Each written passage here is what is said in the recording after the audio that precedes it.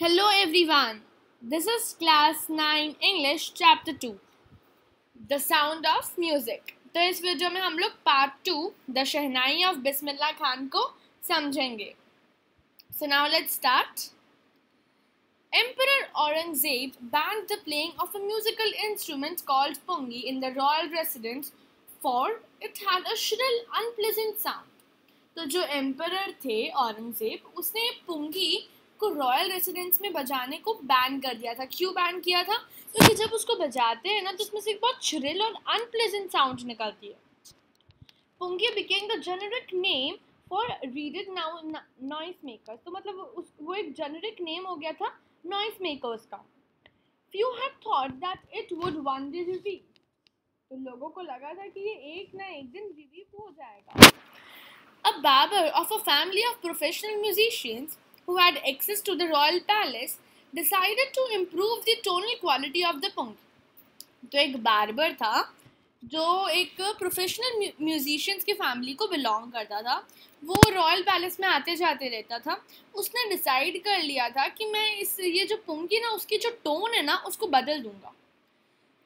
He chose a pipe with a natural hollow stem that longer and broader than the pungi and made 7 holes on the body of the pipe. उसने एक लंबी सी pipe ली natural hollow stem जो लंबी थी. पुंगी की जो pipe थी उससे लंबी थी और चौड़ी थी. और फिर उसने क्या किया, उस पाइप में उसने 7 होल बना दिए. कितने? 7 होल्स बना दिए. When he played on it, closing and opening some of these holes, soft and melodious sound were produced. So जब उसने वो जो एक स्टेम से बना हुआ था 7 होल्स थे उसके अंदर उसको बजाया तो उसने देखा थी एक अच्छी सी सॉफ्ट और मेलोडियस साउंड निकल गई थी. He played the instrument before royalty and everyone was impressed. फिर उसने ये जो इंस्ट्रूमेंट है उसको रॉयल्टी के सामने यानी कि राजा और पूरे राजा मंत्री वर्ग इन सब के सामने बजाया. तो मतलब सब लोग इम्प्रेस हो गए थे कि वाह ये कितना अच्छा है. The instrument so different from the pungi had to be given a new name. तो ये पुंगी से डिफरेंट था तो इसका एक नया नाम रखना चाहिए. As the story goes, since it was first played in the shah's chambers and was placed by a nai barber, the instrument was known as शहनाई. इसको शहनाई क्यों कहते हैं? क्योंकि ये जो शाह है ना, शाह के चैम्बर में इसको बजाया गया था और बार्बर को नाई कहते हैं. हिंदी में नाई कहते हैं. तो शह कहाँ से हुआ? शाह का चैम्बर. और नाई कहाँ से? बार्बर. तो शह नाई, जैसे इसका नामकरण हुआ था. अब the sound of the shehnai began to be considered auspicious. तो अभी जो शहनाई की जो साउंड है उसको ऑस्पिशियस कहा जाता था. And for this reason it is played in temples and is an indispensable component of any North Indian wedding. अब इसको बजाया कहाँ कहा जाता था? टेम्पल्स में और नॉर्थ इंडियन वेडिंग्स में. In the past, the shehnai was a part of the naubat or traditional ensembles of 9 instruments found at royal courts. naubat क्या होता है? naubat ensembles of 9 instruments found at royal court. जो 9 instruments होते हैं, जो royal court के जो 9 instruments होते हैं उसको हम लोग नौबत कहते हैं. तो पास्ट में ये शहनाई भी एक नौबत का यानी कि उन 9 इंस्ट्रूमेंट्स में से एक इंस्ट्रूमेंट शहनाई भी था. Till recently it was used on weddings. The credit for bringing this instrument on to the classical stage goes to Ustad Bismillah Khan. तो पहले तो पास्ट में तो ये ना सिर्फ टेम्पल्स और वेडिंग्स में ही बचता था, पर इस शहनाई को उस्ताद बिस्मिल्लाह खान ने एक क्लासिकल स्टेज पे लाया था कि इसको क्लासिकल स्टेज में ही बजाया जाता है. As a 5-year-old Bismillah Khan played gilli डंडा near a pond in the ancient estate of Dumraon in Bihar. तो अब ये उस्ताद बिस्मिल्लाह खान का पास्ट बता रहा है. तो जब वो 5 साल का था तो वो गिल्ली डंडा खेलता था. कहाँ पे? एक पॉन्ड के पास में, जो कहाँ था? डुमराव एक एंशियंट एस्टेट है बिहार के अंदर. So he would regularly go to the nearby Bihari ji temple to sing the Bhojpuri chaita at the end of which he would earn a big laddu weighing 1.25 kg, a prize given by the local Maharaja. So, वो हर दिन regularly वो कहाँ जाता था? बिहारी जी के temple में. क्यों जाता था वो? एक भोजपुरी छाइता गाने के लिए, और जब वो गाता था तो उसके बाद में उसको एक क्या मिलता था? एक अर्निंग्स मिलती थी उससे. वो क्या था? एक बड़ा सा लड्डू जो कितना वेट करता है? 1.25 kg. और ये उसको कौन देता था? बाय लोकल महाराजा. उसको ये प्राइज दिया जाता था. This happened 80 years ago, and the little boy has traveled far to earn the highest civilian award in India, the Bharat Ratna. So ये जो हुआ था वो 80 years पहले हुआ था. So जो ऑथर है वो ये कहते हैं कि 80 साल पहले, 80 years पहले ये जो लड़का था, जो बिस्मिल्लाह खान जब छोटा था तो उसने मतलब अर्न्स की थी, और अब ये सब अर्निंग की थी. एक लड्डू से उसने अपनी अर्निंग शुरू की थी, और अब जाके ये मतलब इंडिया का सबसे हाईएस्ट सिविलियन अवार्ड मिला उसको. वो क्या था? The Bharat Ratna. Born on 21 March 1916, Bismillah Khan belongs to a well-known family of musicians from Bihar. तो ये कब बॉर्न हुआ था? ये बॉर्न हुआ था 21 मार्च 1916 को, और जो बिस्मिल्लाह खान है वो एक म्यूजिशियन की फैमिली को बिलोंग करता है जो बिहार में रहती है. His grandfather Rasool Box Khan was the Shehnai Nawaz of the Bhojpur King's Court. उसके जो दादा है रसूल बॉक्स खान, वो एक शहनाई नवाज है भोजपुर किंग्स के कोर्ट के. His father Paigambar Box and other paternal ancestors were also great Shehnai players. तो उसके जो पापा पैगंबर बॉक्स और उसके जो भी पैटर्नल यानी कि उसके पापा के साइड के जितने भी लोग थे वहाँ पे बहुत सारे और शहनाई प्लेयर्स थे.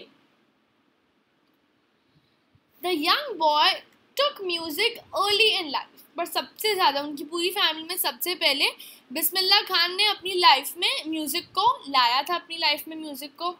At the age of 3, when his mother took him to his maternal uncle's house in Banaras, now Varanasi, Bismillah was fascinated watching his uncles practice the shehnai. So, जब उसकी जो at the age of 3, तो जब बिस्मिल्लाह खान 3 साल का था तब उसकी मम्मा उसको अपने मामा के घर लेके गई थी जो बनारस में था. अब उसको हम लोग वाराणसी कहते हैं. तो बिस्मिल्लाह खान एकदम फैसिनेट हो गया था, एकदम शॉक हो गया था. उसको बहुत अच्छा लग रहा था ये देख के कि उसके जो मामा है ना वो शहनाई बजा रहे थे, शहनाई की प्रैक्टिस कर रहे थे. Soon Bismillah started accompanying his uncle Ali Box to the Vishnu temple of Banaras where Box was employed to play the shehnai. So, जो बिस्मिल्लाह खान है वो अपने मामा को अली बॉक्स को अकम्पनी करता था, यानी कि उसको उनके साथ जाता था. कहाँ? विष्णु टेम्पल में, जो बनारस के विष्णु टेम्पल में है. क्यों जाता था? क्योंकि जो अली बॉक्स है वो उसको एम्प्लॉय किया गया था वहाँ पे शहनाई बजाने के लिए. Ali Box would play the shehnai and Bismillah would sit captivated for hours on end. Slowly, he started getting lessons in playing the instrument and would sit practicing throughout the day. So, जो Ali box है वो शहनाई बजाता था और जो बिस्मिल्लाह खान है वो बस साइड में बैठ कर उसको देखता था. पूरे घंटों उसको देखता था कि यार कैसे बजा रहे शहनाई मेरे मामा. और फिर वो उनसे लेसन्स लेने लगा मतलब प्रैक्टिस करने लगा और इसको कैसे बजाते हैं. For years to come, the temple of Balaji and Mangala Maiya and the banks of Ganga became the young appreciant's favorite haunts where he could practice in solitude. तो ये जो बिस्मिल्लाह खान है वो बालाजी के टेम्पल, मंगला मैया और बैंक्स ऑफ द रिवर में जाके प्रैक्टिस करता था. The flowing waters of the Ganga inspired him to improvise and invent rags that were earlier considered to be beyond the range of the shehnai. तो जो गंगा की जो बहती नदी थी वो उसको इंस्पायर कर रही थी कि तुम राग्स को इम्प्रूव करो और इन्वेंट करो, जो पहले किसी ने नहीं किया था। शहनाई में ये किसी ने नहीं किया था। At the age of 14, Bismillah accompanied his uncle to the Allahabad Music Conference. तो बिस्मिल्लाह खान जब 14 इयर्स का था तो उसने अपने अंकल को यानी कि मामा को अलाहाबाद म्यूजिक कॉन्फ्रेंस के ने साथ लिया था, मतलब उनके साथ गया था। At the end of this recital, Ustad Fayaz Khan patted the young boy's back and said, "Work hard and you shall make it." With the opening of the All India Radio in Lucknow in 1938 came Bismillah's big break. He soon became an often heard Shehnai player on radio. So उसने उस Allahabad music conference में अपने मामा के साथ गया था, तो वहाँ पे उस्ताद फयाज खान ने उसके जो उसको पैड किया था यानी शाबाशी दी थी और उसको कहा था कि अगर तुम और ज़्यादा मेहनत करोगे तो तुम इसमें अपना फ्यूचर बना सकोगे। फिर अब जब ऑल इंडिया रेडियो बना था लखनऊ में, तो इन 1938 वहाँ पे बिस्मिल्लाह खान का एक ब्रेक हुआ था, बिस्मिल्लाह's बिग ब्रेक। और बिस्मिल्लाह खान की जो शहनाई है फिर वो ऑफन रेडियोज में बजती थी। When India gained independence on 15 August 1947, Bismillah Khan became the first Indian to greet the nation with his shehnai. He poured his heart onto Rag Kafi from the Red Fort to an audience which included Mahatma Gandhi and Pandit Jawaharlal Nehru, who later gave his famous Tryst with Destiny speech. So 1947 में 15 अगस्त 1947 में जब हम लोग को independence मिली थी, तब बिस्मिल्लाह खान पहला ऐसा इंडियन था जिसने अपने नेशन को ग्रीट किया था शहनाई से। उसने राग काफ़ी गाया था, कहाँ से? रेड फोर्ट से। और उसमें जो ऑडियंस थे जो सुन रहे थे उनको वो कौन कौन थे? महात्मा गांधी थे और पंडित जवाहरलाल नेहरू थे। और फिर पंडित जवाहरलाल नेहरू ने बाद में एक स्पीच दी थी, वो थी ट्रिस्ट विद डेस्टिनी। ये बहुत अच्छी स्पीच है, ये आपको सुननी चाहिए। अगर आपने नहीं सुनी तो डेफिनेटली इस स्पीच को पढ़ना। Bismillah Khan has given many memorable performances both in India and abroad. तो उसने इंडिया में तो परफॉर्मेंसेस दिए ही थे, अब्रॉड में भी दिए थे। His first trip abroad was to Afghanistan, where King Zahir Shah was so taken in by the maestro that he gifted him priceless Persian carpets and other souvenirs. So ये हम लोगों ने देखा ना कि वो इंडिया में भी परफॉर्मेंसेस करते हैं और अब्रॉड में भी। तो उसका पहला अब्रॉड ट्रिप था अफगानिस्तान। वहाँ का जो किंग था, किंग ज़हीर शाह, उसको इतना पसंद आया कि उसने उसको एक प्राइसलेस पर्शियन कार्पेट्स और अदर सोवीनियर्स यानी कि ऐसी चीज़ें जो यादगार रहती है वो उसको गिफ्ट किया। The king of Afghanistan was not only the one to be fascinated with Bismillah's music. तो अफगानिस्तान का जो राजा था ज़हीर शाह, वही एक इंसान था जो बिस्मिल्लाह के जो म्यूज़िक है उससे फैसिनेटेड हो गया था। Film director Vijay Bhatt was so impressed after hearing Bismillah's play at a festival that he named a film after the instrument called Goonj Uthi Shehnai. तो एक डायरेक्टर था, एक मूवी का डायरेक्टर जिसका नाम था विजय भट्ट। वो इतना फैसिनेट हो गया था बिस्मिल्लाह खान की जो म्यूज़िक है उससे, तो उसने अपनी एक फिल्म का नाम लिख दिया था Goonj Uthi Shehnai. The film was a hit and one of Bismillah Khan's compositions, Dil Ka खिलौना है टूट गया, turned out to be a nationwide chartbuster. तो वो जो गूंज उठी शहनाई जो फिल्म थी वो बहुत अच्छी गई थी, बहुत हिट गई थी। और बिस्मिल्लाह खान का जो कंपोजिशन था दिल का खिलौना है टूट गया, तो वो जो सॉन्ग था उसमें उसने अपनी शहनाई बजाई थी और वो एक बहुत नेशन वाइड चार्टबस्टर सॉन्ग था, चार्टबस्टर मूवी भी थी। Despite this huge success in the celluloid world, Bismillah Khan's ventures in film music were limited to two: Vijay Bhatt's Goonj Uthi Shehnai and Vikram Srinivas' Kannada venture Sandhi Appanna. सो बिस्मिल्लाह खान का इतना अच्छा music था, लेकिन film music में उसने सिर्फ 2 ही किए थे। एक तो जो विजय भट्ट की गूंज उठी शहनाई थी उसमें किया था, और एक विक्रम श्रीनिवास का कन्नड़ा वेंचर में संधि अपन्ना में उसने किया था। I just can't come to terms with the artificially and glamour of the film world, he says with emphasis. तो उसने क्या बोला? I just can't come to terms with the artificiality and glamour of the film world. तो उसको इन सब terms में नहीं आना था, इन सब आर्टिफिशियलिटी और ग्लैमर में नहीं आता, फिल्म वर्ल्ड में आने में उसको कोई इंटरेस्ट नहीं था। Awards and recognitions came thick and fast. तो उसको awards, उसकी recognitions, उसकी पहचान, उसकी popularity बहुत जल्दी और बहुत अच्छे से फैल रही थी।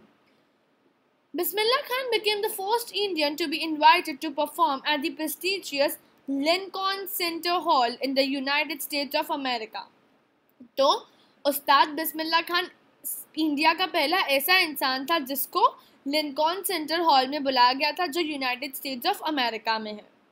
He also took part in the World Exposition in Montreal, in the Cannes Art Festival and in the Osaka Trade Fair. उसने और भी बहुत जगहों में अपना पार्टिसिपेशन किया था। उसने वर्ल्ड एक्सपोजिशन इन मॉन्ट्रियल में किया था, इन कन्स आर्ट फेस्टिवल में किया था, फिर ओसाका ट्रेड फेयर में भी किया था। इन सब जगह में उसने पार्टिसिपेट किया था।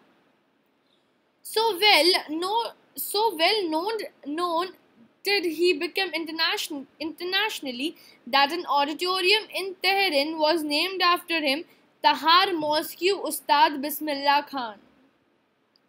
So वो इतना नोन हो गया था इंटरनेशनली, इतना मतलब फैल गया था ये, तो पूरी एक ऑडिटोरियम इसके नाम पे कर दी थी। कहाँ की थी? तेहरान में एक ऑडिटोरियम इसके नाम पे थी, तहर मॉस्क्यू उस्ताद बिस्मिल्लाह खान।